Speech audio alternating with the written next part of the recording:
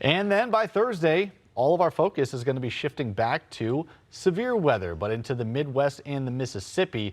And we've got a pretty good swath of area that's going to be involved in all of this. In fact, about 5 million Americans may actually be impacted when all is said and done, and locations that have already been impacted since the beginning of the month. And if you go back to mid-March, we were really holding on to severe weather concerns in an earlier fashion than is normally seen. Yes, we are in severe weather season, but even yesterday included, we had somewhat of an elevated risk. It was a level 2 out of 5. The beginning of the month gave us levels 4 out of 5. And since April 1st, we have only had 3 days where we haven't had some sort of severe storm threat.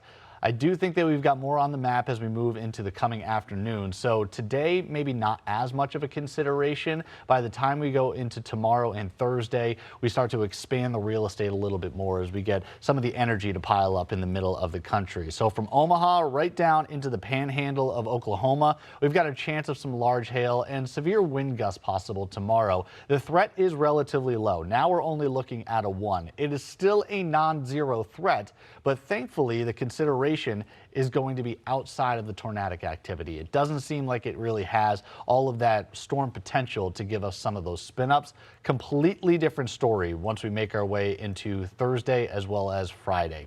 So tomorrow afternoon, we've got this sort of traditional setup in the heartlands, and those around Kansas are going to understand that the temperatures are really going to be the driving factor here. Thursday, they go up to the 80s, both in Omaha, Nebraska, as well as Kansas City. So this warm sector is going to help really facilitate all of the potential for the showers, thunderstorms, and eventually some of the damage as well. So what you see with the areas shaded in red, this is going to be more of our severe risk location. It's certainly consolidated as we go into Thursday. By the time Friday rolls around, we really expand all of that because the warm front's going to be passing through and the cold front is eventually going to be our driving force. So if you are going to be around the northern tier, instead of the snow that was actually on the table from late last night into early this morning, it's just going to be steady rain showers. Even as far north as Minneapolis could be dealing with some strong thunderstorms as well. We do have a dry line also setting up down towards the Texas Panhandle and right down into western Texas.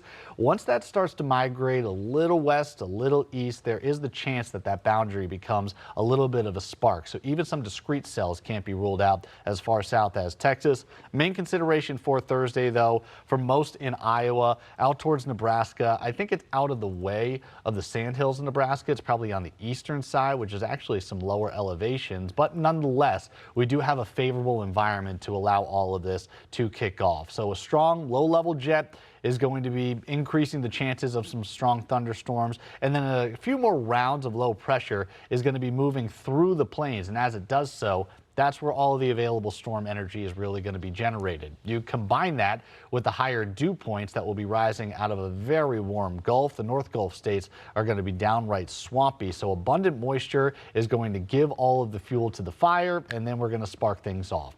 Friday, I think, is my point of concern because we go all the way from Detroit down to OKC and then some. This could be as far south as Dallas. So you notice just how wide the SPC, the Storm Prediction Center, is already posing this severe weather consideration. Reason behind that is that front is really just going to take a grip on the middle of the country. So the end of the week leading into our Easter weekend, definitely a consideration. We'll have plenty more to talk about that coming up over the course of the next few days.